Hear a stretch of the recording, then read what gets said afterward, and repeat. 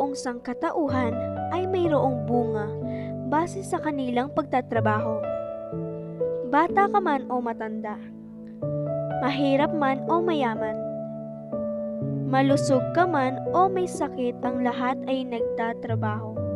At ang lahat ng pagtatrabaho ay mayroong bunga.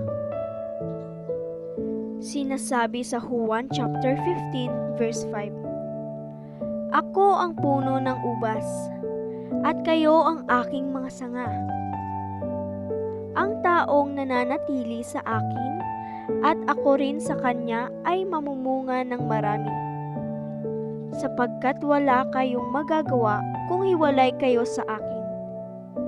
Ang klase ng ating pagtatrabaho ay depende kung kanino tayo nakakapit.